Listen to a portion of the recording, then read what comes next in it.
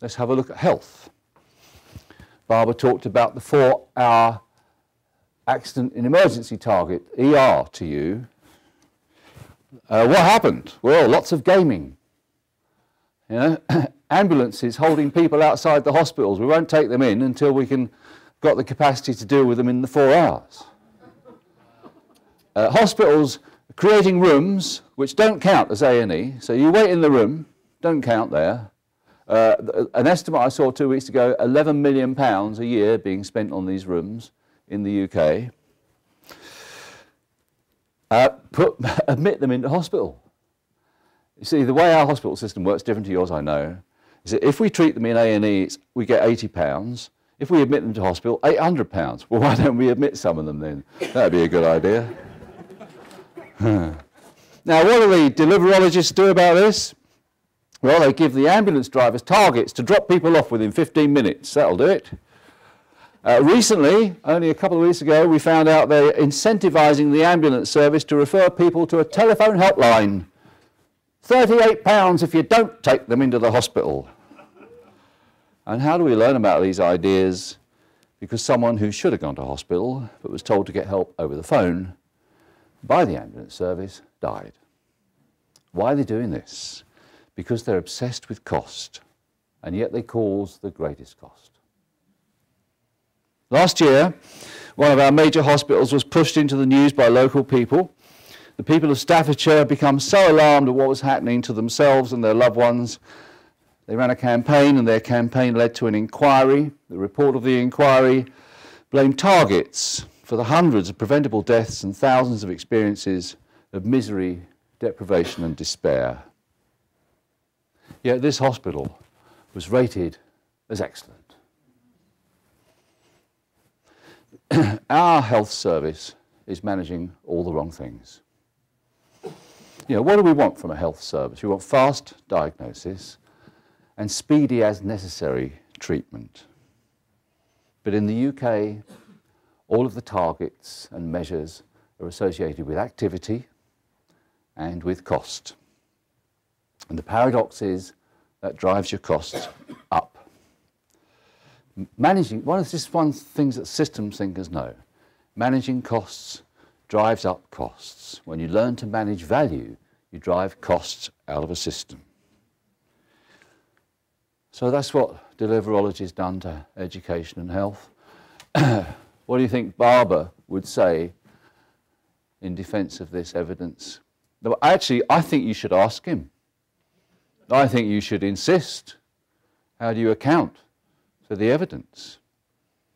You know, I think he'd say, well, you know, maybe we didn't set the right targets, or maybe we didn't push hard enough. You know, stuck in doing the wrong thing righter. Now, a man who would help us understand what's happened here, one of your countrymen, big influence on my work, W. Edwards Deming. How many of you are familiar with Deming? Good, very important man. He showed how top-down management by the numbers will always lead to the distortion and sub-optimization of systems. Any target or any other arbitrary measure will only serve to engage people's ingenuity towards meeting the target, regardless of the impact on the system. And as the gap between targetry and reality becomes apparent, people become demoralized. So let me give you some more examples from the UK. Barbara claims they fixed train punctuality. Well, do you know what they did? One of the things they did is they adjusted the times. So your train can be late, but it's still on time. Here's another one. It doesn't count if the train doesn't run. It's great. Cancel more trains. That'll do it.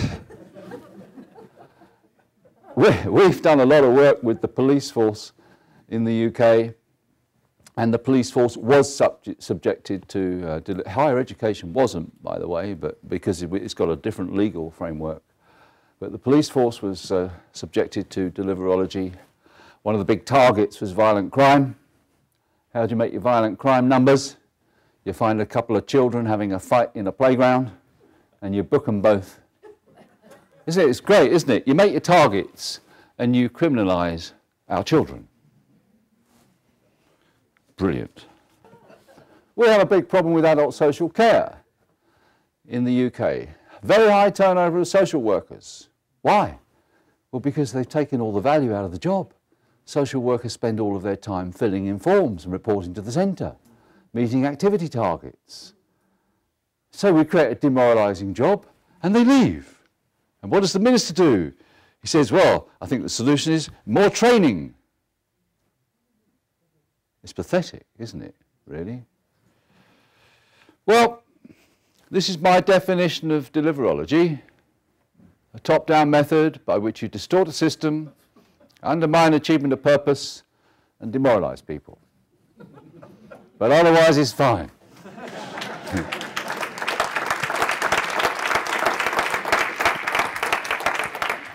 You know, I'm sure you know Tony Blair. Who doesn't? That multi-millionaire that used to be a Prime Minister, you know. He had an incredible target moment just before the last election. He was on TV a couple of days before the election with a bunch of people, and a woman in the audience said to him, do you realise I can't get an appointment to see my doctor? She said, I called to see, I said to my doctor, I want an appointment next Wednesday.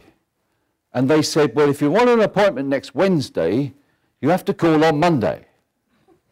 Because, you see, they have a 48-hour target. So if I give you an appointment next Wednesday today, I fail my target. So you ring back Monday. Now, Tony, bless him, Tony was visibly shocked.